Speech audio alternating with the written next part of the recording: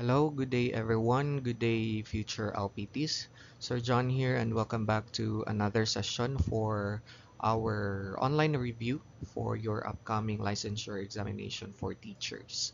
For those who are new here, I would like to welcome you to Sir John's channel, and please don't forget to subscribe so that you will be updated on our next sessions, our lectures that will come soon. Before we begin with our session for today, I would like to know if you are ready. Okay, please comment down on the comment section if you are ready. Okay, you can get notes, notebook, ball pen so that you can write all the important concepts that we are going to tackle for today. Okay, also, I would like to thank each one of you for those who are here. Thank you so much for tuning in to our live discussion about the science concepts. This is for the preparation of your licensure examination for teachers in your science majorship. Again, I repeat, this is for science majors. Okay, so if you are a science major teacher, you are very, very welcome here. And if you are a visitor also, you are welcome as well. Okay, so I hope that we are all set. Are we all set? Please comment down if we are ready. I am ready. I am very ready, and I am very excited to uh, share. Okay, to help you to understand, no, scientific concepts. Okay, so let's make the most of the time. Let's proceed, no. Again, I would like to welcome you for this session, and our focus is genetics. Okay, that's a core component of the biological sciences and a vital topic in the licensure examination for teachers, especially for us, okay, science majors. Well, I know that all of us is aware with this. Okay, genetics is the study of heredity and variation. That's how traits are passed from parents to offspring, and how these traits differ among individuals and populations. As future educators, you must not only master this topic for the exam, but also be ready to translate complex genetic concepts into meaningful, relatable content for your future students. Because based on experience, class, no, we cannot really uh, deny the fact that there are students that are very curious. Well, we have diverse students, and some of them will really try to, ask questions, and as their teacher, as their instructor, we need to give, okay, the rightful information to our students. That's why this activity that we do right now, reviewing science concept, this is not just for your upcoming lab. This is also in preparation for your endeavor as a teacher. Okay, you might use these concepts for your students to know, okay, about the topics that we'll be talking about. Okay, so this lecture will cover essential principles including Mendelian inheritance, non-Mendelian patterns, molecular genetics, chromosomal behavior, and recent advances like gene editing and genomics. These are frequently assessed in the lead and are integral to national curriculum standards. Um, we have a lot of let that has passed, no, and I observed that there are questions. Of course, this is part of the TOS. No, there are questions pertaining or related to genetics. That's why we need to be prepared with this field as well. As Jaguars, let's approach this topic with curiosity and confidence. Remember, remember this class. Understanding genetics equips you not only for your board exam, but also to inspire the next generation of scientifically literate Filipinos.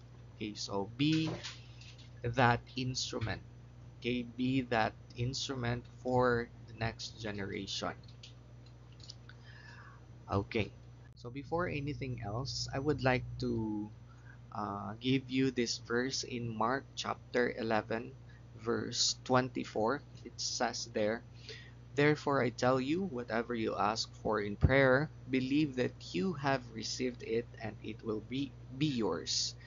Well, I know that all of you here, no, kaya kayo nandito dahil gusto ninyo na makamit yung lisensya. And that's been, okay, your prayer for the past months. And I believe that God sees your heart. You just continue to believe, continue to ask God for His guidance, no? Continue to trust God because it's His promise in His word that if you believe, you will receive. Part of believing, class, is taking actions, taking steps towards attaining what you prayed for. And your action, okay, is this, okay, joining review sessions. So dapat isa puso yung bawat lecture na gagawin natin. Okay, this is your preparation. This is for you. This is for your good sake for the upcoming licensure examination for teacher. Before I forgot, no, I would like to thank each one of you. Our community is really growing fast. Okay, we are already more over 1,000. Okay, we are 1,700 approximately, and prayerfully, okay, we will grow bigger and bigger from time to time. Okay, so again, I welcome you to this channel. All right. This time I would like to introduce you to the different terms in genetics. We need to review this because we are going to use these terms as we go along with our lecture. Okay, and it's important to know that as we use these terms, okay, dapat alam ninyo kung ano yung ibig sabihin. Alam ninyo kung ano yung kahulugan. So let's start with this term alleles. Okay, so when we say alleles, that is an alternative form of gene. Okay, kumbaga, uh, that pertains to flavor. Okay, kung sa ano pa, kung sa ice cream, we have cookies and cream. We have, ano ba yung mga flavor ng ice cream? Cookies and cream, choco, mango. Okay, so allele is just like that. Okay, so that pertains to the different flavors of a gene. Okay, let's say for example, we have the human eye color. We have the color of the skin. Okay, the hair. Is it straight or is it curly? Okay, so things like that. Okay, in this illustration, we have eye color, for example. We have brown, we have blue. Okay, that is allele. A normal diploid organism has two copies of every gene, one from the mother and one from the father. Okay, take note, ha. We are uh, diploid organism, so therefore we have two copies of every gene, one from our mother, one from our father. Okay, that's true to all diploid organism. Okay, so ganon. Hindi pwedeng, uh, I would like to correct it, because we believe that, di ba, minsan, especially if our neighbors, no, I don't know if you experience this, but in our community, I experienced this, and also I practiced this one before, okay? Bago ko nalaman ito, uh, na, let's just say for example, merong, yung kapitbahay ninyo is nanganak, okay? And then, when you look at the baby, you said na, oh, yung bata kamukha ng daddy. Oh, parang photocopy ng daddy. Lahat kay daddy. Okay?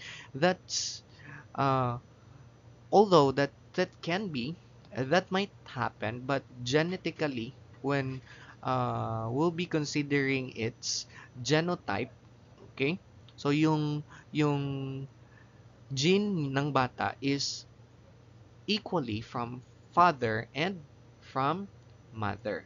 Okay, later on you will understand that, no? Because the phenotype would really be affected with the genotype.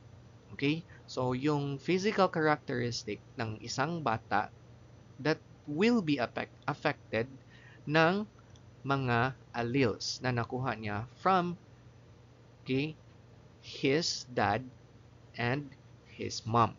Okay? So always take note no na balance. Okay, one from father and one from mother. Okay, so that is allele. Now let's proceed to the next one. We have autosomal chromosome. Okay, when we say autosomal chromosome, that is the chromosome 1 to 22.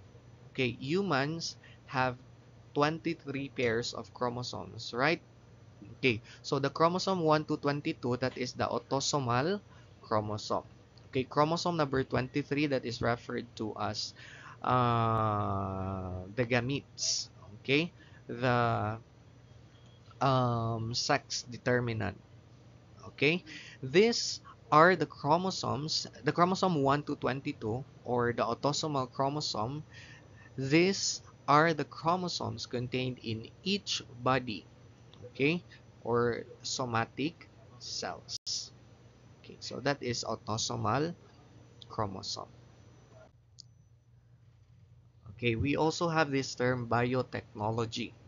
Okay, biotechnology refers to the branch of biology that uses living organisms to manufacture products or technology for the improvement of the quality of human life. So later on, we'll dig deeper to that topic, no, biotechnology. Okay, this is just an overview. Next is chromatid. Okay, chromatid refers to the half set of chromosome. Again, chromatid refers to the half set of chromosome. Okay, 'di ba? Yung chromosome nag-X siya. Okay, 'di ba? X yung kanyang structure. So the half set of that is known as chromatid. Okay. Next, we have chromatin. It is a relaxed state of chromosome with protein histone. Again, chromatin, it is a relaxed state of chromosome with protein histone. Okay, you will understand chromatin more when we will talk about mitosis and meiosis. But I think the topic will not be tackled in this session. Okay, but I would just like you to be reminded with that term. Okay, chromatin. Next, we have chromosome. Okay, chromosome is a strand of DNA and protein inside the cell nucleus. Okay, so that's the compacted uh, DNA. Okay, and protein, of course, inside the cell nucleus. Next, we have dihybrid. Okay, dihybrid is a cross involving two traits. Okay, I will explain that later more. I will explain more about that later. Okay, next we have dominant. Okay, sa ato pa, okay, dominante or yung mas angat. Okay, dominant. It is known as the controlling allele. Okay, designated with a capital letter. Example, capital A or capital B. Okay. We also have gene. Okay, gene is the basic unit of heredity. Take note of this one. Okay, do not forget this one, ha. This is very favorite, okay, ng PRC. Okay, gene is the basic unit of heredity. I just remember, what is the energy currency of the cell? Okay, that is the ATP. Very good. That's the ATP. Okay, basic unit of heredity, that's a gene. Okay, basic unit of life. Okay, very good. That is cell. Okay, let's go back to gene. Okay, it carries instructions responsible for expression of traits. A pair of inherited genes controls a trait. One member of the pair comes from each parent, often called alleles. Okay, that's gene. Next, we have genetics. I already explained this. Okay, I will just repeat this one, that it is a branch of biology that deals with heredity. Okay, next we have genotype. Genotype is the genetic makeup of an organism. Take note of that. Genotype is the genetic makeup, okay, of the organism that is being represented by letters. And that can be capital or small letter. Okay, kung capital siya, meaning dominant. Pag small letter siya, meaning recessive. Okay, so ganon. Next, we have Gregor Mendel. Okay, Gregor Mendel, he is a very known geneticist. Okay, he experimented with sweet pea plant, okay, in 1800s, leading to the formulation of the hereditary concepts. Okay, we also have this term heterozygous. Okay, heterozygous means two alleles of a pair are different. Okay, so often called hybrid. Okay, so yung isa dominant, yung isa recessive, like this one. Okay, next we have homologous chromosome. Okay, it happens in meiosis 1. That's a complete set of chromosomes is doubled. Okay, so yung clue word natin happens in meiosis 1. Kailan nangyari yung homologous chromosome? Okay, in meiosis 1. Okay, that is a complete set of chromosome. Okay, that's a complete set of chromosome. That is doubled, of course. Next is homozygous. Okay, so si homozygous naman, that is two alleles of pair that are identical. Okay, so di baling dominant siya, basta pareho. Okay, di baling recessive, basta pareho sila. Okay, example this one. Okay, both alleles are dominant. Okay, sa daddy, dominant. Sa mommy, dominant. Ito rin. Yung isa recessive, yung isa din recessive. Okay, pag pareho sila, parehong capital letters, that is homozygous. Or parehong small letters, that is homozygous. Pag different, that is heterozygous. Okay, next is karyotype. So karyotype is a chart of metaphase chromosome pairs to study chromosome numbers, number and diseases. So kumbaga parang chart siya, okay, and that chart contains pairs of chromosome. Okay, that is used by the scientists, no, to analyze the pairs of chromosomes, okay, to analyze it and diagnose diseases related to chromosomes and genes. Okay. Okay. Next, we have the term locus. Okay, ano yung locus? Okay, it is the physical location of a gene on the chromosome. Okay, your clue word here is location. Okay, key term, location. Pag sinabing locus, that is location ng ano? Ng gene. Saan? Sa chromosome. Okay. Next, we have monohybrid. Okay. So, pag sinabing mono, that means one. Okay. It is a cross involving one trait. Pag dihybrid, two. Again, monohybrid, that is one. Okay. Cross involving one trait. Dihybrid, two trait. Okay. Next is pedigree. So, pedigree, that is a graphic organizer to map genetic traits between generations. Kumbaga parang family tree siya, okay? Sa pinakataas yung parent, and then going down, okay, makikita natin yung next generation. So parang ganito siya, anak. Okay? And then ito yung anak, tapos anak ng anak. So parang flow of uh, generation. Okay, it shows, okay, the flow of traits from generation to generation. That is the pedigree.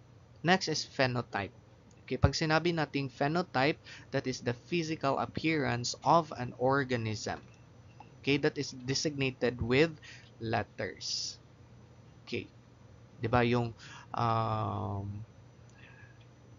genotype, okay, it's also designated by letters, but when we say phenotype, okay, although uh, it is as well designated with letters, but when we say phenotype, it pertains to the physical appearance. So yung magbabase yung physical appearance, yung interpretation natin sa, okay, letters, okay, being designated. Let's say for example, let's go with height.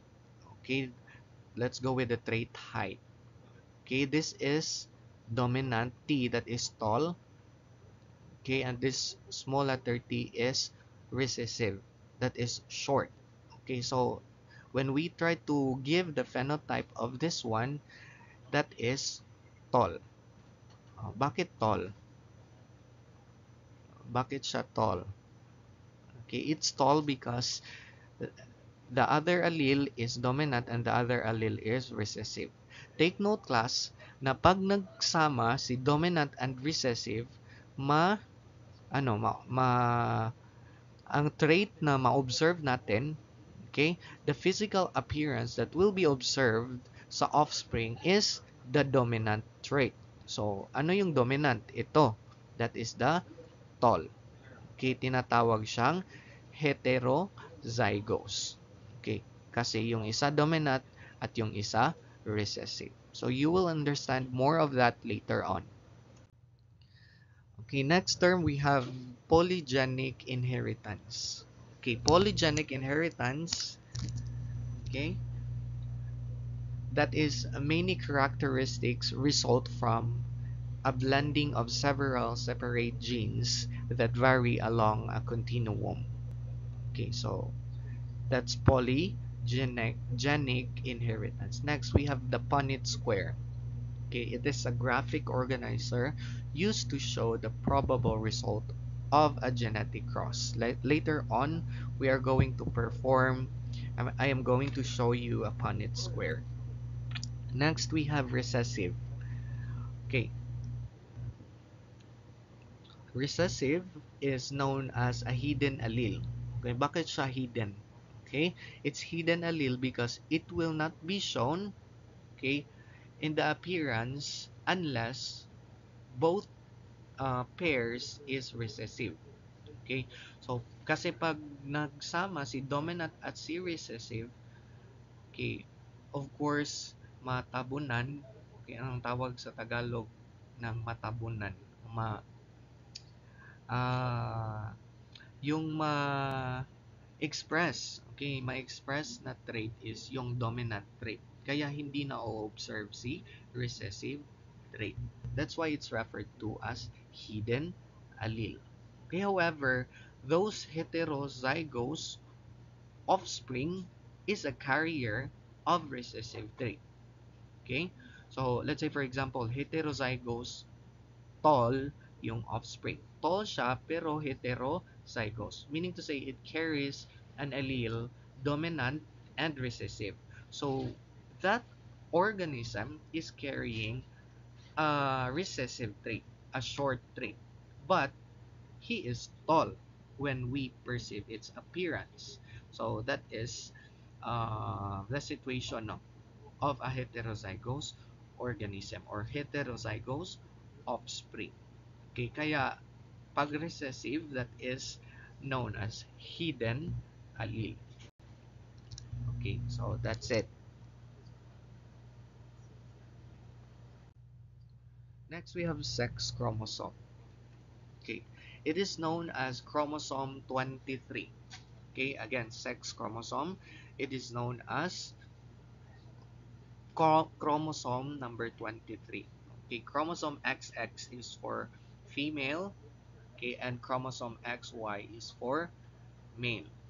Okay, so the father is the determinant of the offspring's sex. Okay, take note, Lasa, that the egg cell is always carrying the X, okay, allele. I yes, the again, the egg cell of the mother is carrying X allele. Okay, and the determinant of the offspring's sex is the sperm. Okay, so si sperm, every sperm can have X or Y. Okay, every sperm can have X or Y. Kaya nagmamatter yung sex ng offspring sa sperm, sa male. Okay? Okay, sa father. Ganon. Next is sex-linked genes.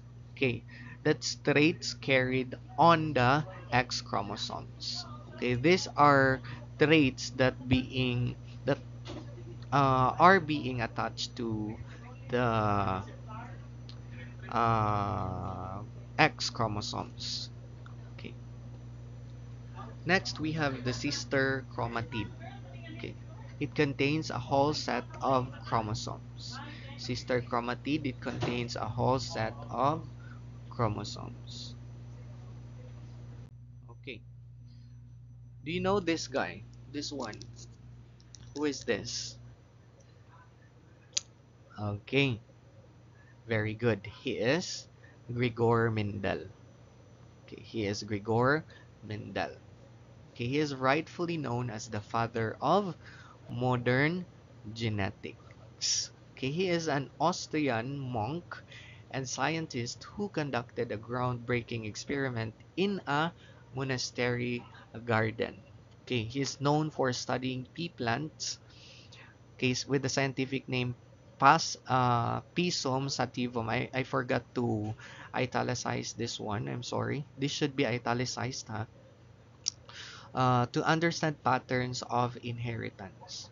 Okay, so why pea plants? Why do Mendel use pea plants? Okay, okay. First reason is they had a very clear observable traits. Okay, because the objective of Gregor Mendel is to understand how traits can be passed from one generation to another generation. So kaya pumili siya ng ano, okay, ng halaman na mayroong observable traits. Okay, and that's why he used pea plants. Next is they reproduce quickly and can be easily cross-pollinated. Okay, since um, uh, he is kanang observing traits man, no? Okay, from one generation to another. So, kaya pumili siya ng certain species, the certain plant, no, na medyo madali lang na ma-reproduce. Okay? So, that's why he used the pea plants. So, key contribution. Okay? So, ito yung contribution ni Gregor Mendel. We have three. Okay, for me to uh, easily remember this one, okay, I use SID, okay, SID, okay, that stands for segregation, independent assortment, and dominance. Okay, but before I'll explain this one, I want you to remember that Mendel did not know about DNA or chromosomes in his time, during his time. Yet his mathematical approach to biology led to the first accurate model of inheritance. Okay, I want you to be prepared for exam questions that ask you to identify traits, okay, that might ask you to identify traits, predict genotypes and phenotypes, and analyze Punnett squares based on Mendelian principles. Okay, so kaya dapat alam ninyo yan. Don't worry, I will try to give an example later on. Okay. Remember, class, that Mendel's work was ignored during his lifetime, but it was rediscovered in the early 1900s by three scientists. They are De Vries, Correns, and von Schermark. Okay, so now we'll be talking about these three contributions of Gregor Mendel. Let's go first with the law of segregation. Okay, so law of segregation tells us that each organism contains two alleles for each trait, and these alleles separate during gamete formation. Okay, let's say for example, isang trait. Let's have height. Let's go with the height. 'Di ba sa height merong tall and merong short. Okay, so when we are going to write the genotype of that, of one organism, that can be, okay, capital T, small letter t. This is heterozygous. Okay, kasi yung isa dominant, yung isa is recessive. But its phenotype, when we describe the phenotype of this organism, that is tall. Okay, now going back to the law of segregation, okay, it tells us that each organism contains two alleles of each trait. Okay, so this is one trait. Okay, this is height. This pertains to height. So, in one trait, merong dalawang alleles. Yung isa sa nakukuha sa father. Yung isa sa mother. Okay, so that is law of segregation. Okay, and these alleles separate during gamete formation. Okay, so this allele will be separate during gamete formation. Okay, 'di ba? I have mentioned it earlier that gametes has its specific, okay, allele. Okay, yung sa egg cell, they have X, and sperm cell, they have either X or Y. Okay, ganon. Next is we have law of independent assortment. Okay, so si law of independent assortment naman tells us that genes for different traits are inherited independently of each other. Later on, you will understand more of this when we are going to perform Punnett square. But when we say independent assortment, okay, I want you to remember this term, inherited independently of each other. So meaning to say, in the process of passing of traits or crossing over of traits between mother and father, okay, so these allele that are being segregated are independent to each other. So meaning, itong isa, okay, has nothing to do anymore with the other one during the crossing of traits, okay, because they are inherited independently. So later on you will understand that. Next we have law of dominance. See, law of dominance, okay, that is in a heterozygous pair, one allele can must the expression of another. Okay, law of dominance. One allele can mask the expression of another. Okay, so yung isang allele na tabunan ng another. Okay, that's why hindi na-expressed yung isang allele. Okay, ganon siya.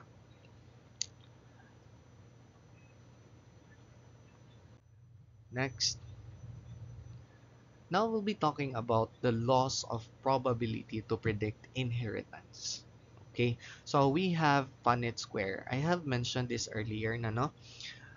Punnett square provide a shorthand way of finding expected proportion of possible uh, genotypes and phenotypes in the offspring of a cross. So kumbaga, this is a method for us to understand, okay, okay, the traits that the offspring might have, okay, if magmate si father o si mother. By the way, Punnett square was created by Reginald Punnett.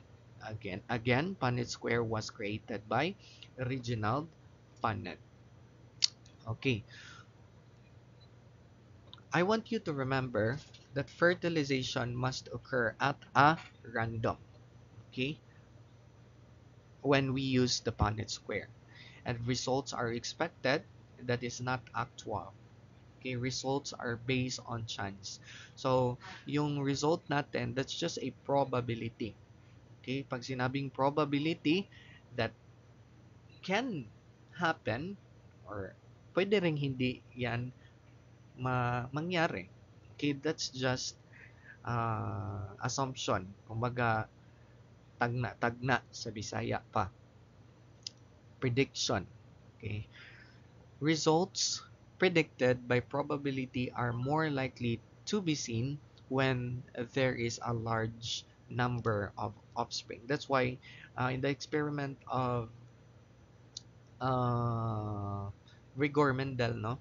Okay, in his investigation sa pea plant, talagang marami yung tinatanim niya.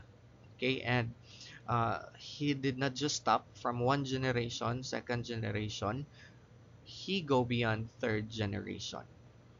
Okay, so ganon. To observe the flow of traits. Okay, a monohybrid cross contains 4 boxes. Okay, take note of this one. Okay, we will be acquainted with this one later. Okay, monohybrid and dihybrid. Let's go first with monohybrid. A monohybrid cross contains 4 boxes. Diba sa Punnett square, it contains boxes. Okay, pag 4 boxes lang, that is monohybrid.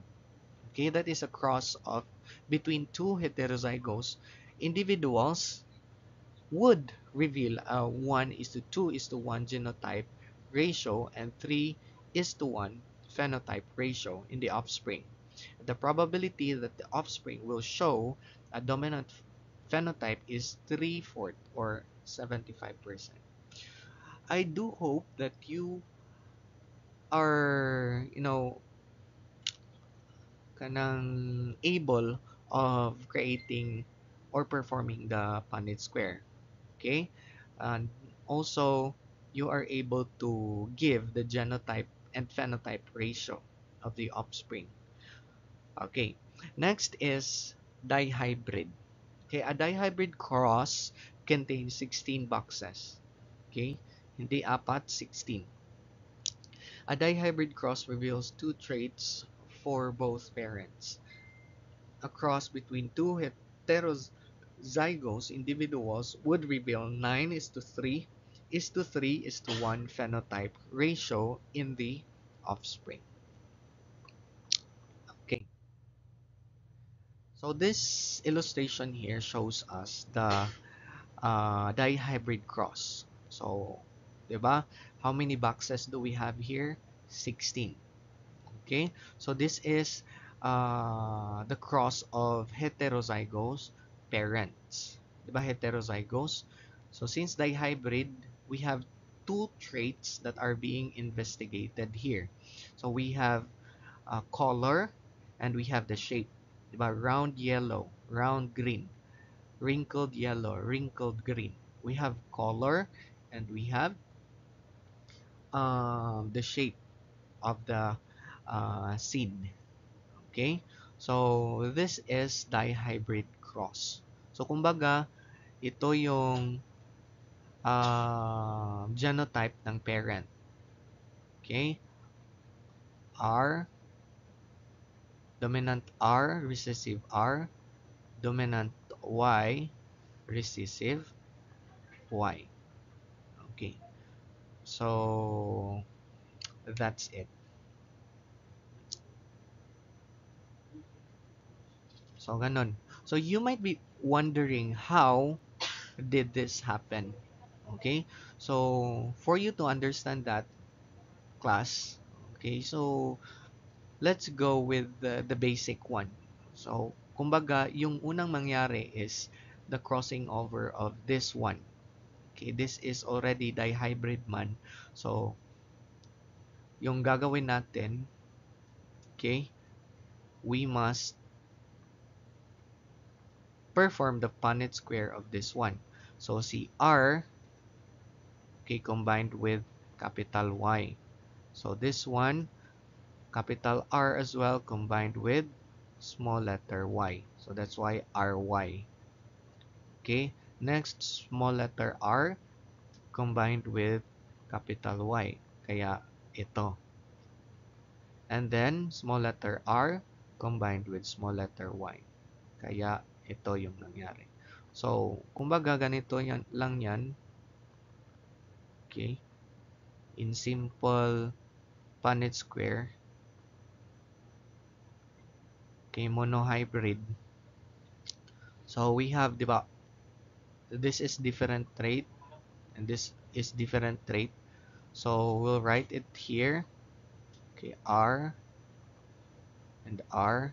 And then this one, Y, capital Y, then small y. So, combined, this one, in this box, you will write the letters that are aligned to every box.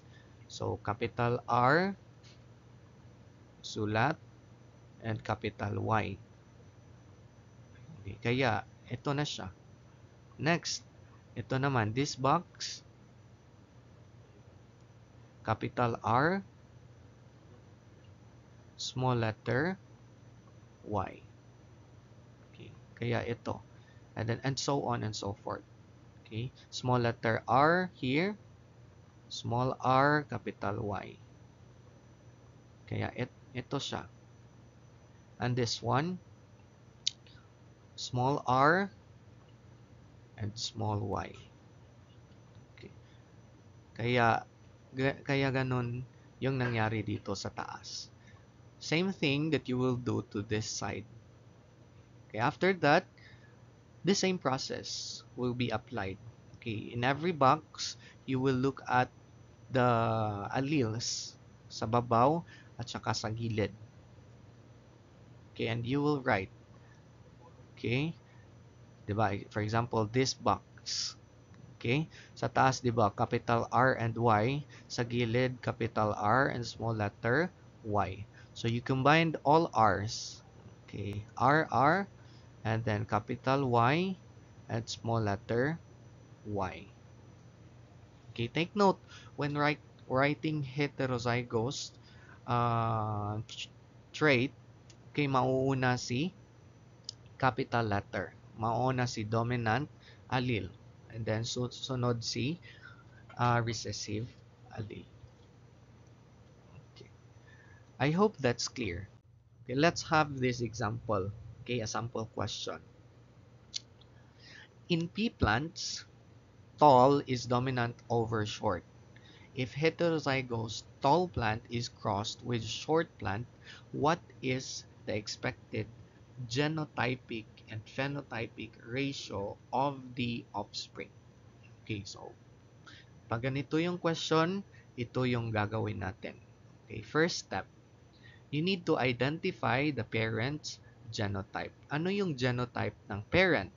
Okay, go back to the problem. Okay, so yung parent natin is tall plant na heterozygous and short plant na homozygous. Okay, so if we are going to write the trait of the parent, that is capital T and small t, tsaka yung isa, small t both. Kasi homozygous yung isa. Okay, so after that, you set up a Punnett square. This is monohybrid kasi isa lang yung trait na pinag-uusapan. That's why we will use 4 boxes only. So, 4 na boxes. Okay, so after that, we are going to do, okay, the segregation of alleles. Diba? I-segregate natin. Separate si T, capital T. Separate din si small letter t. Tsaka yung isa, these are parents, ha? Okay? Let's just say, for example, this is the father, this is the mother. Yung isa, small letter t, and yung isa, small letter t. Okay. So, let's identify the offspring. So, for this box, we have dominant t and small letter t. Okay. In this box, we have dominant t and small letter t. This box, we have small letter t, small letter t. This box as well, small letter t, sa gilid, small letter t. Okay, that's the next step. So after that, we are going to analyze the result. So we can now identify the genotype. So ano yung genotype? Okay, based on the result, we observe 2 heterozygous tall. This one, capital T and small letter t, di ba? Isa, dalawa. At yung dalawa din, okay, homozygous short. Okay, so this is now our genotype. If we are going to write the ratio of our genotype, that is 2:2. Take note that when giving a ratio, always reduce it to the simplest term. Okay? So, 2:2, that can be reduced na paman. Okay, kaya pwede pa man i-divide, pwede pa nating i-divide both sides by 2. Okay, so 2 divided by 2, that is 1. Okay, so our ratio is 1:1. So our genotype peak ratio is 1:1. Okay, so 1 tall and 1 short. 1 heterozygous tall and 1 heterozygous short. Okay, when we go to the phenotype, di ba, ito yung genotype. Okay, now let's provide the phenotype. So, pag sinabing phenotype, that just pertain to the appearance. So, ano yung ma-observe natin na appearance sa offspring? Okay, that can be either tall or short. Okay, sa offspring na nasa ating Punnett square, ilan yung tall at ilan yung short? Okay, we have 2 tall. Okay, 2 tall and 2 short. Okay, 2 tall and 2 short. Ano yung ratio? The ratio is 2:2. Okay, again, reduce that 1 since that's ratio. That is 1:1. That is 1 tall and 1 short. Okay, so ganon. So, our final answer, genotypic ratio, 1 capital T, small letter t is to 1 small letter t, small letter t. Okay, sa phenotypic ratio, 1 tall is to 1 short. Okay, so ganun lang pag-perform and pag-interpret ng uh, traits na napasa from parent to offspring using the Punnett square. Okay, so ganon. Alright. This time, we'll talk about the non-Mendelian laws of genetics. Okay, since we're done with the Mendelian laws of genetics, no? What are those, di ba? We have seed, segregation, independent assortment, and law of dominance. Okay? Now let's proceed to non-Mendelian laws of genetics. So this is non-Mendelian laws of genetics. Okay, from the term non-Mendelian. Okay, so it's non-Mendelian since it does not follow the laws being created by Gregor Mendel.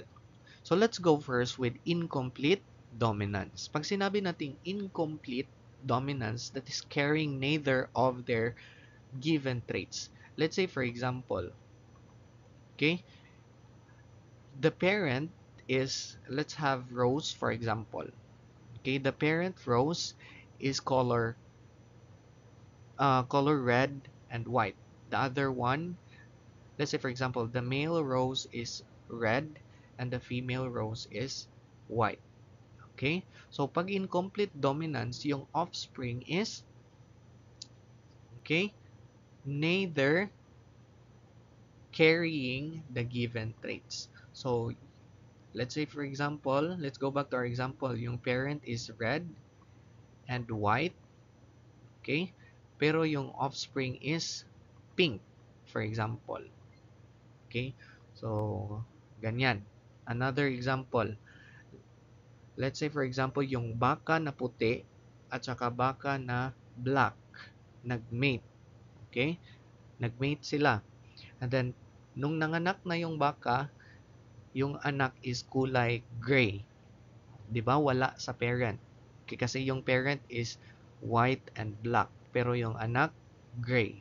That is incomplete dominance. Okay, carrying neither of their given traits.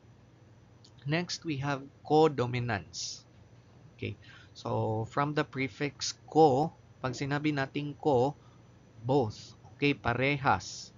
So, alleles are both expressed. Okay. Nakakita na ba kayo ng ano? Okay, ng pusa na may spot-spot, 'di ba? Pusa nga, let's say for example, I don't know how to draw an animal. Let's just say for example, this is the body of the cat. Okay, and then nine spot. This, ang color sa spot is uh, black. Okay, ganun, may spot. And then yung parent niya is white and black. Okay? So that is codominance. So both traits are expressed sa offspring. So 'di ba si parent natin is white and black.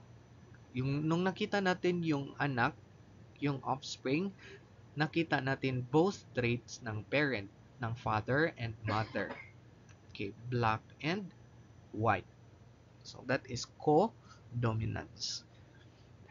Next, we have multiple alleles. Okay, from the term multiple, marami. Okay, so the gene is controlled by multiple alleles. Let's say for example, the blood type.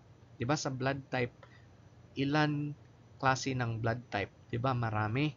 Merong uh, type A, merong type B, merong type AB, merong type O.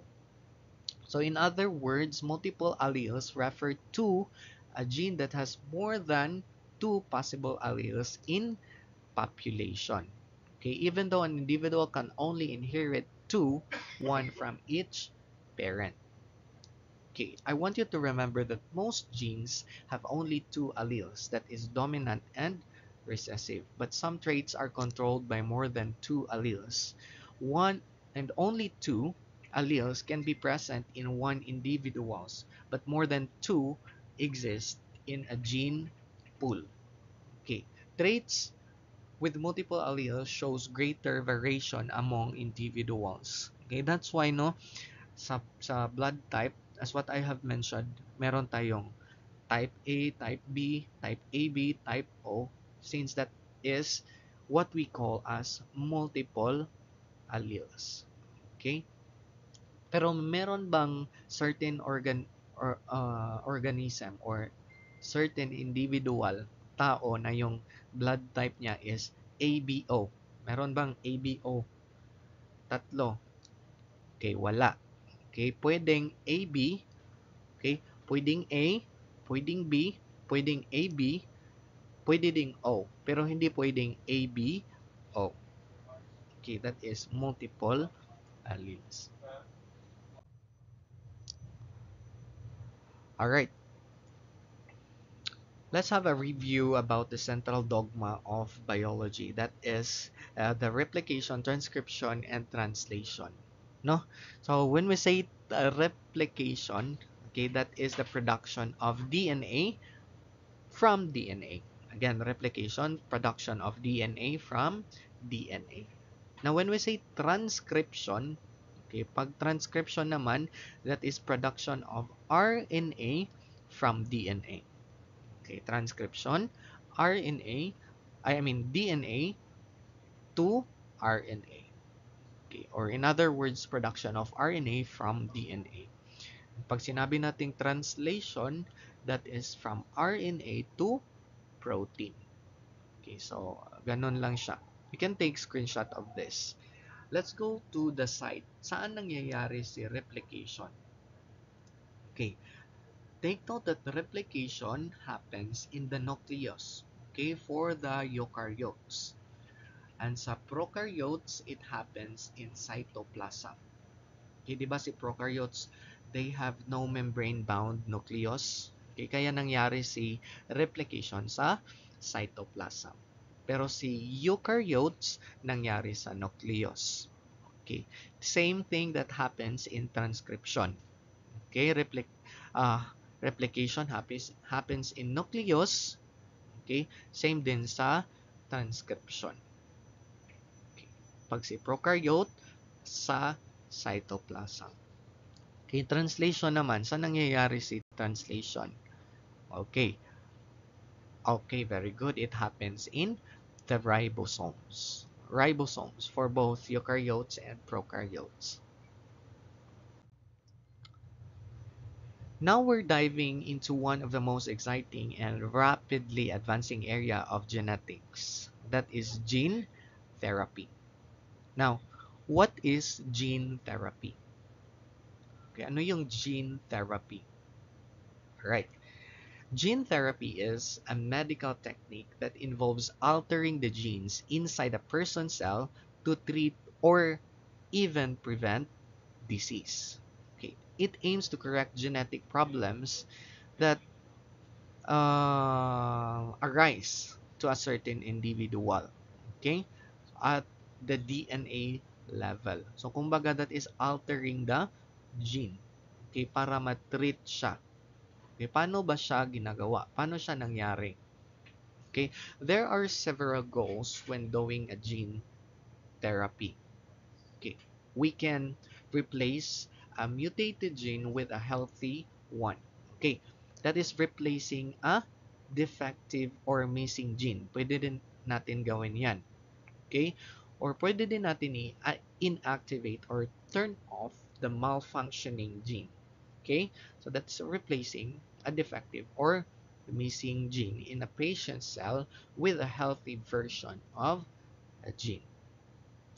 Okay, another one is we can introduce a complete new gene to help fight diseases, or we can add new copies of gene that is broken.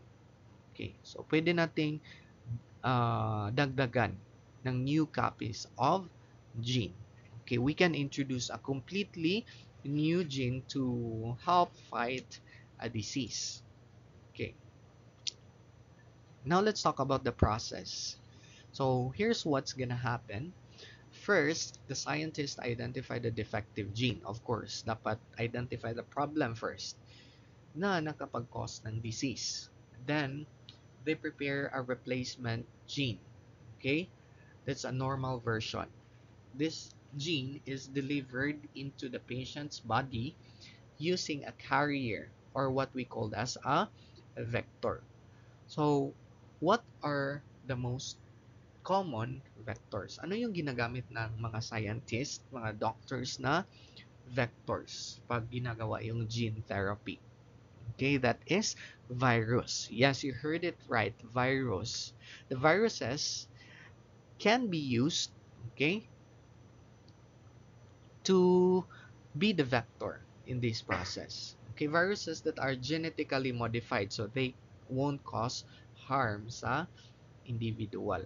Of course, yung mga na-modified na virus. Okay, once inside the body, the healthy gene gets inserted into the cells and ideally, it begins to produce the correct protein, restoring the body's normal function.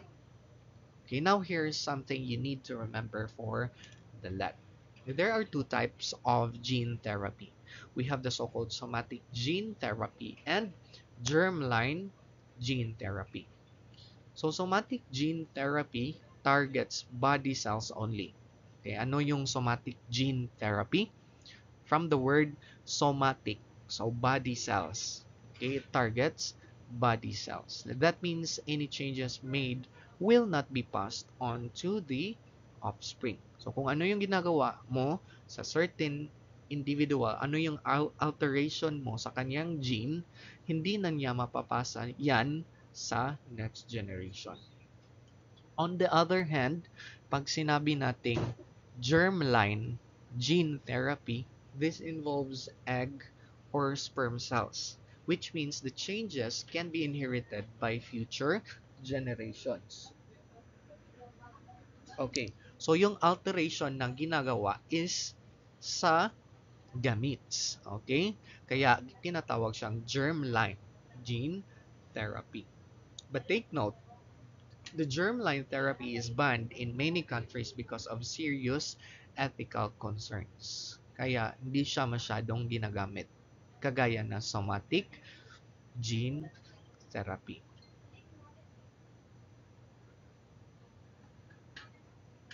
Okay, so that's it. So I want you to be prepared for questions like comparing somatic or germline gene therapy, no, in your upcoming lab, or certain scenarios asking how gene therapy works in treating a genetic disorders. Also know some real-world applications like SCID or inherited blindness, no. You must be familiar with those traits, no, that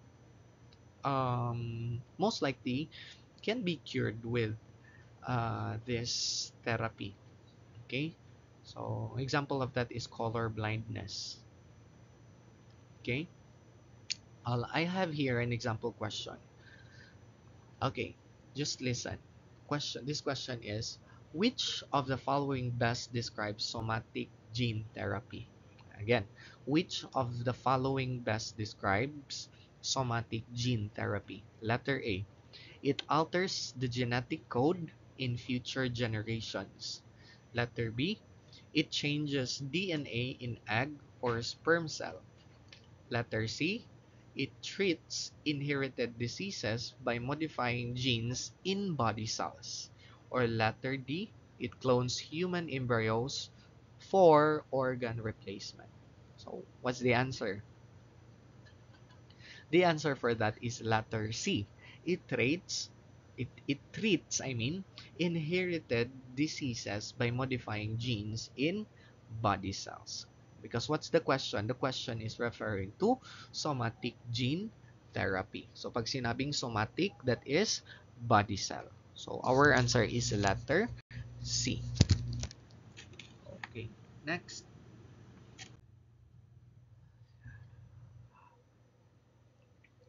Now that we've explored gene therapy, let's move on to another exciting field that's often paired with it. We have the genetic engineering. That's otherwise known as genomics. Okay, and sometimes it's called as biotechnology. So what is genetic engineering? Ano ba yung genetic engineering? Ha? Okay, 'di ba pag sinabi nating engineering, engineers, ano yung ginagawa ng mga engineers? They they plan, they they create something, they transfer, o kumbaga it pertains to the structure, di ba? Now, pag sinabi nating genetic engineering, it is the process of transferring a gene or DNA from one organism to another, usually to give the organisms a new useful trait. Okay, let's say for example, imagine taking the gene for insulin production, okay, from humans and insert it into a bacterium. Okay, gusto natin na mag-produce ng insulin, okay, para sa human. Okay, saan to ginagamit? Saan ginagamit yung insulin? To regulate sugar, 'di ba? So, some individual needs insulin since their body fails to uh, produce insulin. Okay, one way of generating insulin is with this technique, genetic engineering. Okay, taking the gene for insulin production from humans and inserting it into the bacterium. And then that bacterium now starts producing human insulin. And that's what we use today in diabetes treatment. Okay, kumbaga, gumamit tayo ng bacterium para makagawa ng insulin. Yes, that insulin is made by genetically engineered bacteria. And when we insert a gene into another organism, we're creating something called recombinant. Okay? Recombinant DNA or recombined. Okay? That's organism with transfer gene. That means it's combination of DNA from two different sources. Okay. And the resulting organism is called GMO or genetically modified organism. Okay. Let's take another example. Are you familiar with oil-eating bacteria? Oil-eating bacteria. Okay, scientists have engineered bacteria to digest oil spills, helping clean up the environment, especially sa dagat. Pag nagkaroon ng oil spill, pwedeng gamitin si oil-eating bacteria. And this oil-eating bacteria is being engineered by the scientists. Okay, this is one way of genetic engineering, okay, is used not just in medicine but also for environmental science. Okay, where is genetic engineering applied? Saan ba pwede ma-apply si genetic engineering? So we can apply it in so many ways. We can apply it in medicine, environment, industry, agriculture, selective breeding, okay, and many more. Okay, ang daming application in medicine, kagaya ng sinabi ko, production of insulin, environment, creating a bacteria like oil, eating bacteria, okay, industry, okay, production of enzymes for detergents, agriculture then, creating GMO, okay, pwede din sa selective breeding. Okay, so that's why it's important for us to really develop this field. Okay. Oh, in fact, we have the so-called Human Genome Project. Okay, that's a massive international project now completed in 2003 that mapped all the genes in the human DNA. It has helped scientists understand diseases, design gene-based therapies, and study human evolution. Okay, we have this term DNA fingerprinting. This is very common in the field of genomics. Okay, so DNA fingerprinting. This is a biotechnological tool that uses sections of DNA to identify individuals. Diba, fingerprints mostly is utilized for unique, okay, feature of every individual since there's no individual with the same fingerprint. Okay? Pag sinabing DNA fingerprinting, okay? So that is a biotechnological tool used, okay? That uses sections of DNA to identify individuals. Kumbaga, kumpara bag DNA testing. Okay, ginawa yung DNA testing para ma-identify talaga yung pagkakakilanlan ng isang tao. Okay, DNA fingerprinting is used in crime investigation, paternity test, pwede din sa forensic science. Okay. Take note class that you may be asked to identify examples of recombinant DNA like insulin or oil-eating bacteria. Okay, or pwede rin na pa-differentiate sa inyo between the gene therapy and genetic engineering. So, kaya nyo bang i-differentiate si gene therapy and genetic engineering? So, of course, kaya. Okay? So, si gene therapy, altering. Okay, si genetic engineering, transferring. Okay, of gene. So, pwede din na you will be asked to recognize the applications of DNA fingerprinting or human genome project. Okay. So, ganun siya. Now, let's talk about mutations. Okay, mutations happens all the time. Take note of that. Mutations happen all the time. That's why there is really a changes of the characteristic of every organism from time to time. Since we adapt, okay, our body adapt to the environment, therefore mutation takes place. Okay, so mutation, that is change in the genetic code, okay, passed from one cell to a new cell, transmitted to offspring if occurs in sex cells, and most have no effect. Okay, as what I have mentioned earlier, mutation happens all the time, okay, in every organism. However,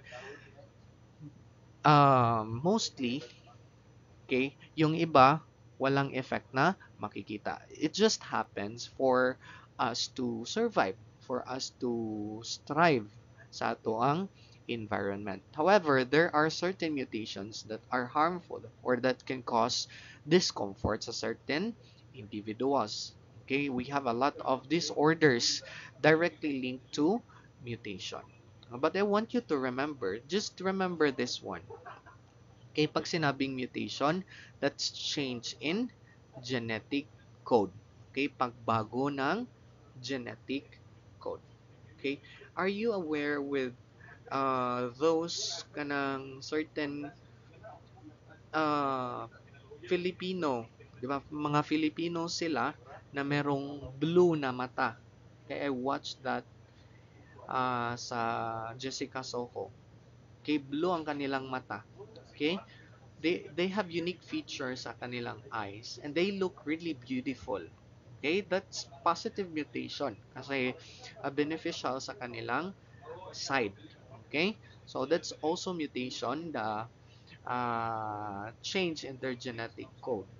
Okay. So ganon siya. So we have types of mutation and we have the so-called gene mutation and chromosome mutation. We also have point mutation. Okay, so when we say gene mutation, that is change in a single gene. Okay, again, gene mutation, change in a single gene. Okay, pag sinabing chromosome mutation, change in many gene. Okay, di ba chromosome, that is set of genes. Okay, si chromosome, set of genes. Maraming genes. Kaya many genes, change in many genes. Si gene mutation, single gene. Okay, ganun lang yung tandaan ninyo. Okay, we have uh,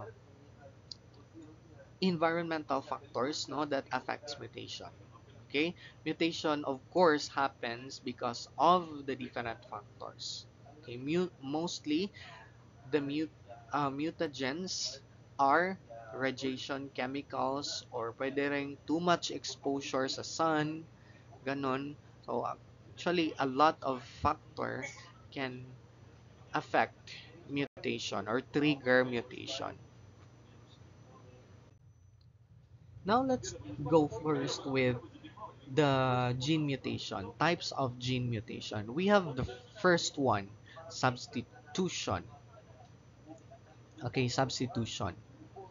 Okay, see substitution, that is one base is inserted erroneously replacing the pair in that location on the complementary strand. Example of substitution is sickle cell anemia. Okay, so mabilis lang tong tandaan, class. Okay, 'di ba, we are aware what substitution is, 'di ba? In a game, let's say for example, basketball. Kasi substitution ref. Ano yung mangyari? So yung one player papalitan ng another player. That is substitution. So yung nangyari sa substitution is this one. Let's say for example this one, point mutation in sickle cell anemia. Okay, that is substitution. Yung normal yung normal strand, okay? We have the sequence G, guanine, adenine, and guanine. GA, G. So, yung nangyari sa mutation, naging G, T, G.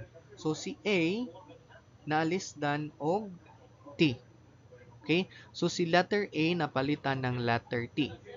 So, ang nangyari, pagdating sa pagdating sa uh, replication, okay, of course, pairing yan eh. Si pairing. So, pag nag-pair, I want you to remember the term apple on the tree, and car in the garage. Okay? So, apple on the tree. So, si adenine,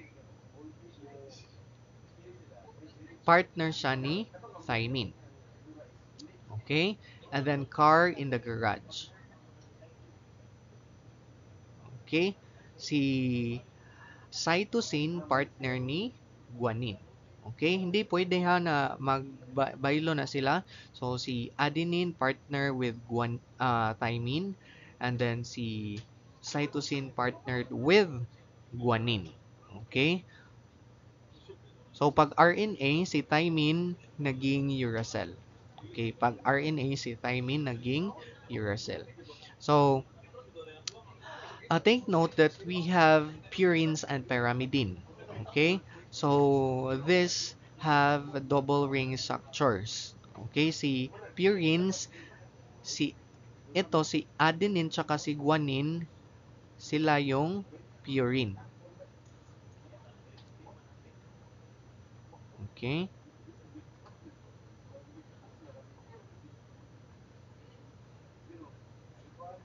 si thymine and cytosine, sila yung pyrimidine. Okay? So, take note na yung mag-partner is si purine at pyrimidine. O kaya, partner si adenine at thymine, si cytosine and guanine. So, let's go back to sickle cell anemia. So, si normal, GAG, naging G, T, GTG.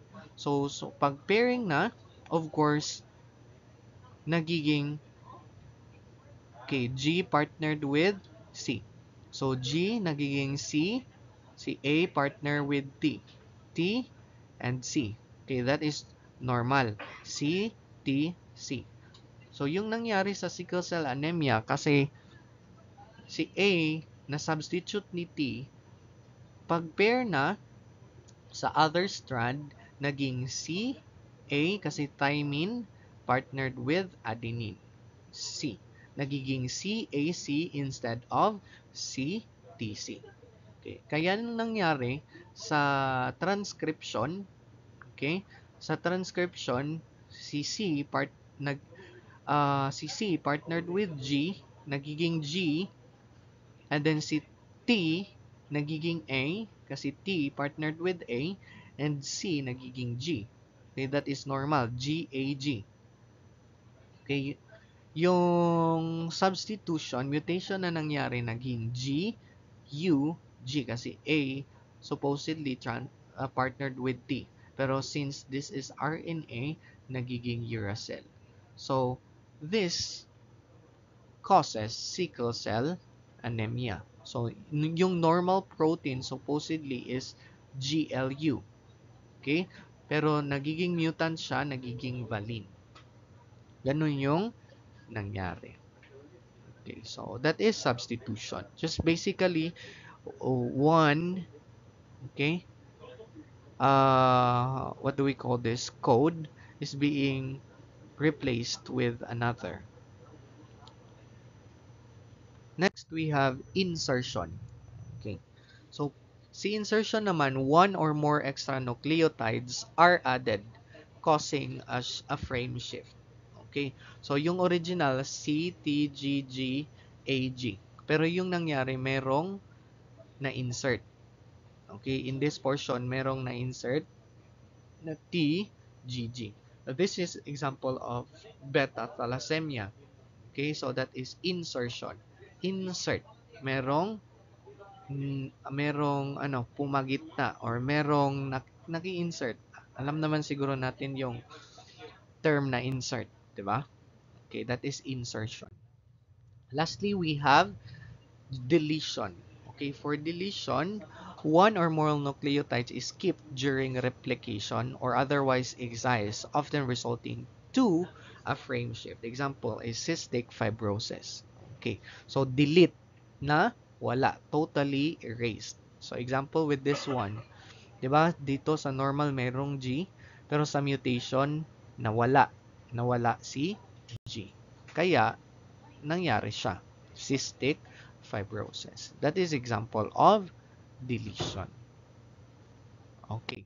So we're down to chromosome mutation. We're done with gene mutation. We'll proceed to chromosome mutation. Okay, so we have first inversion.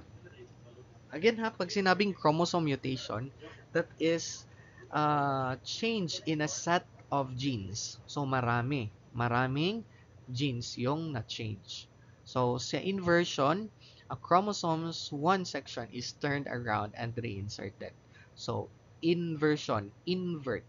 Let's say for example, the sequence is this one, 1, 2, 3, 4, 5, 6, 7. So since na-invert siya, okay, nagiging 1, 2, 6, 5, 4, 3. Nabali. Okay, baliktad na. So that is inversion. We have a real life example for that. A well-documented case of inversion is found in Drosophila or fruit flies.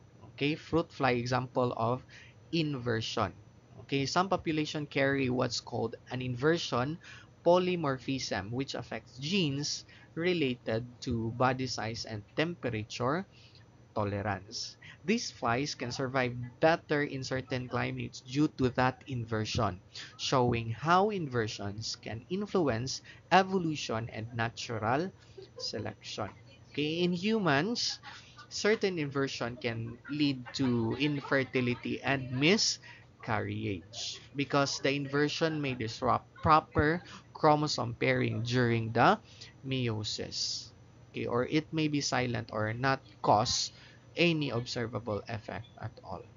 Okay, that is inversion. Next, we have deletion.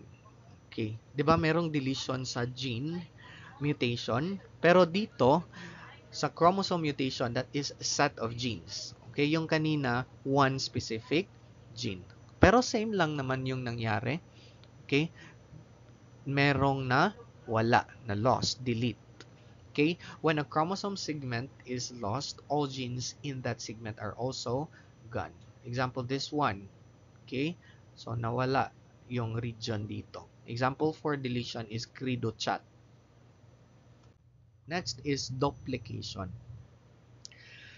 Okay, so si duplication, okay, from the term duplicate, okay, na ulit. Okay, duplicate, nagiging dalawa. So that's repeating a section of a chromosome increases the dosage of the gene in that section. Example for that is Charcot-Marie-Tooth disease. So we have here the illustration. Diba? Ito yung original ng form ng chromosome, pero sa blue region may nadagdag na isa. Kaya ganyan yung nangyari. That's duplication.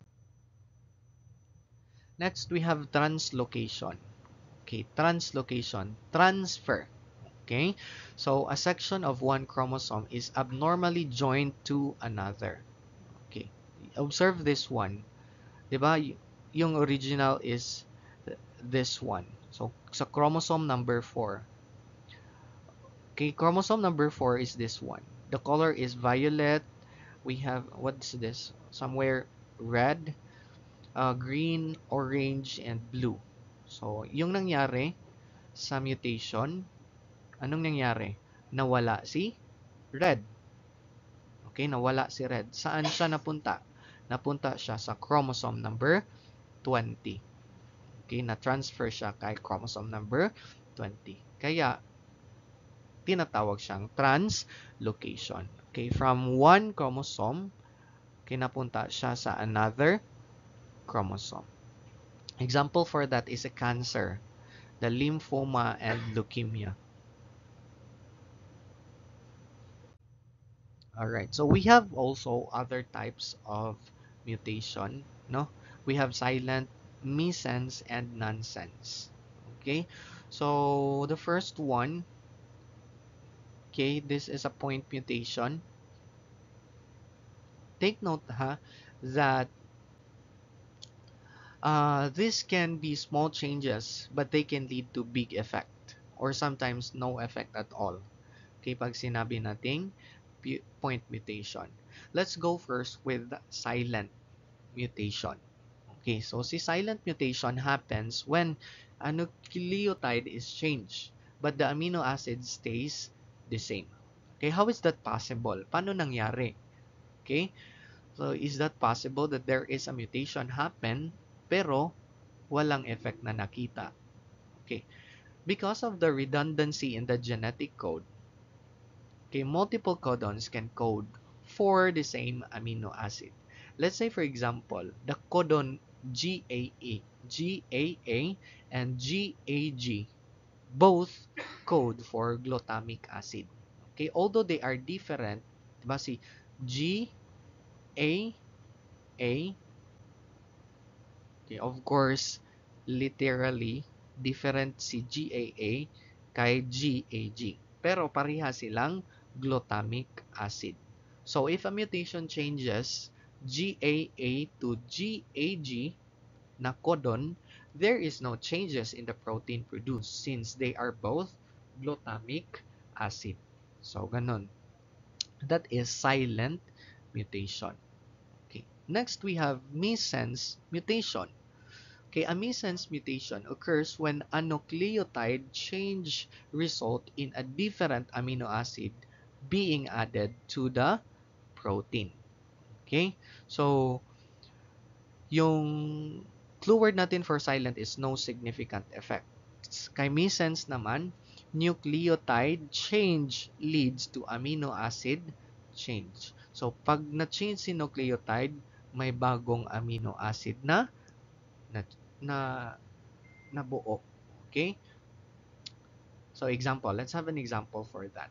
Okay, changing the DNA sequence from C to T, okay, may alter the mRNA codon in a way that changes the amino acid. Okay, let's say for example, GAG, the codon GAG.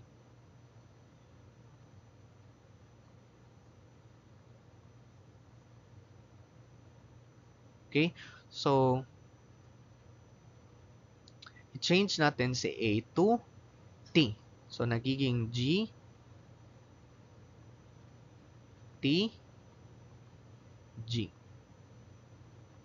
So, yung nangyari, si glutamic acid nagiging valine. Okay, this exact mutation caused sickle cell anemia. So, we can observe that one nucleotide, si letter A, changes and leads to different amino acid, which in this case, valine. Okay, nakuha nyo, one nucleotide change leads to amino acid change. Okay, from glutamic acid, nagiging valine. So, that is missense. Next is nonsense. Ano naman yung nonsense? Okay, si nonsense mutation is when nucleotide chains convert a codon into a stop codon.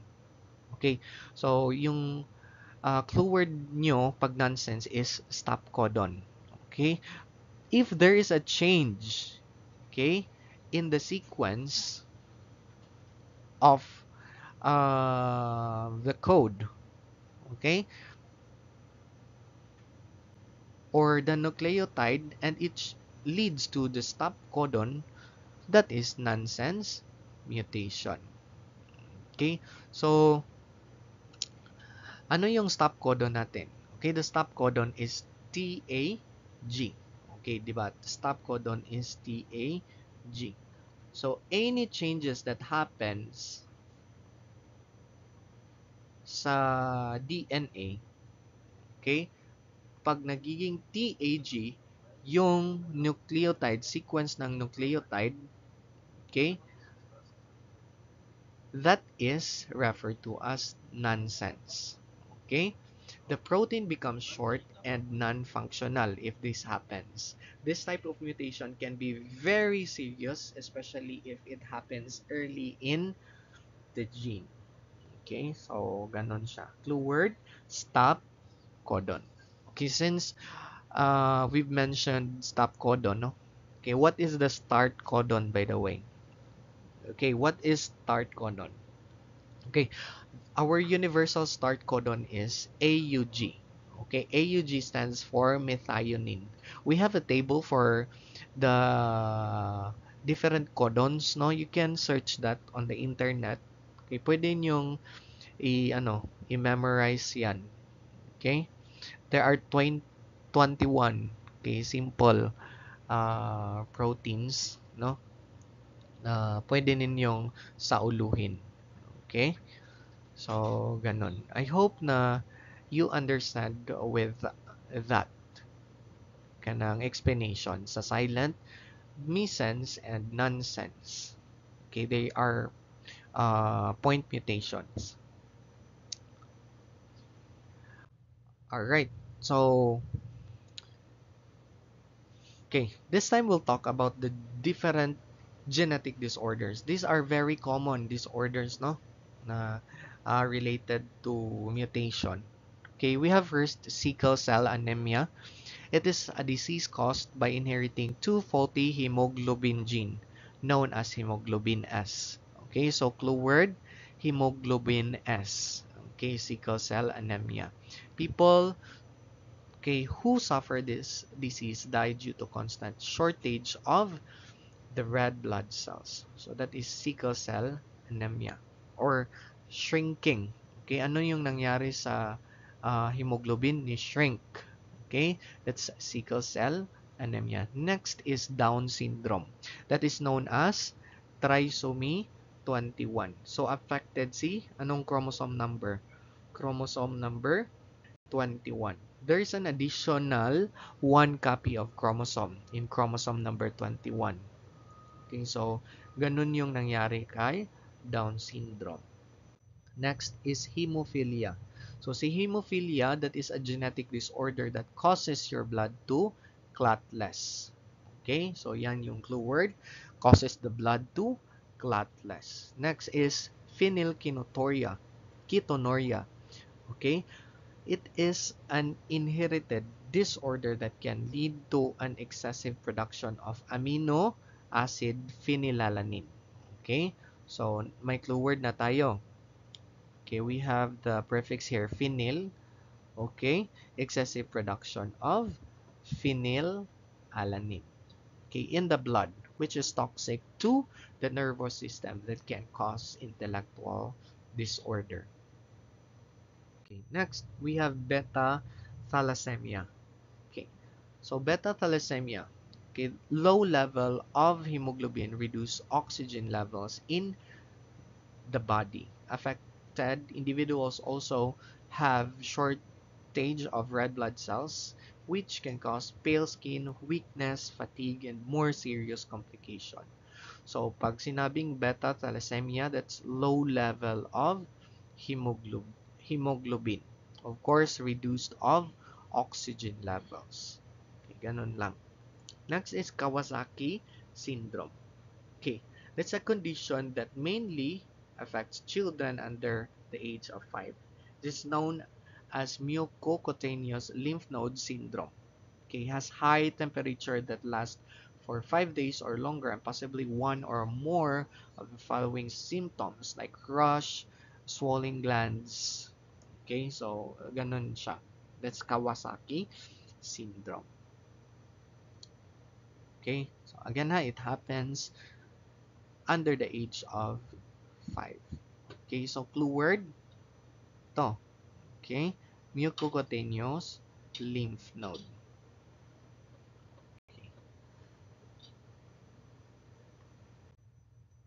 Next is Turner syndrome. Si Turner syndrome, that's a genetic disorder that only affects females. Okay, in chromosome number 23 female, one X chromosome is missing or partially missing. So, kumbaga, yung nangyari, nawala yung isang X sa chromosome 23 ng female. So, yun, ang result, short neck with a webbed appearance, low hairline at the back of the neck, low set ears, hands and feet that are swollen or puffy at birth, soft nails, and turn upward. So that's Turner syndrome. Okay, they have only one X uh, chromosome. Okay, nawala yung isa. Next, we have Down syndrome. Okay, otherwise known as trisomy number 21. I guess we're done with Down syndrome. Okay, that's additional one copy of chromosome in chromosome number 21. Okay, next, okay, we have Edwards syndrome. That's trisomy 18. Okay, decreased muscle tone, intellectual disabilities yung clue word natin. Okay, we have Patau syndrome, trisomy 13. Clue word, cleft lip, palate, polydactyl, low set ears. We have Klinefelter syndrome. We have extra X chromosome. So, kumbaga, lalaki ito na merong dalawang X chromosome. Okay? So since 2X man siya, pang babae na chromosome, yung nangyari sa appearance ng lalaki, larger breast, smaller penis, and testicles. Okay? Kasi the certain individual has extra copy of X chromosome. Si Jacob syndrome naman, okay, a girl, okay, an individual, I mean, has two Y chromosomes. Okay, so si Y is pang lalaki, so yung nangyari is yung individual na affected with this one, of course, this is male since ano siya, okay, merong Y chromosome. They have a very large hand and feet, and they have problem in speech. Okay, that's Jacob syndrome. Lastly, we have Turner syndrome. We're done with this one. This happens sa female. Nawala yung isang copy ng X chromosome. So, yun nangyari particularly, they have short, broad chest and widely spaced nipples. Ganon, you can take screenshot of this one. So, thank you so much for listening. I think we are done with our session for today. Okay, if you have any questions, concern, you are free to comment down there. Okay, I will try to attend to your queries later on. Okay, so for those who are willing to join our GC, no? This is GC for science majors around the Philippines. You are free to join. You can comment down there if you want to, so that I can send you the invite for our GC. Again, thank you so much for tuning in to our live discussion for today. Goodbye and see you on our next session.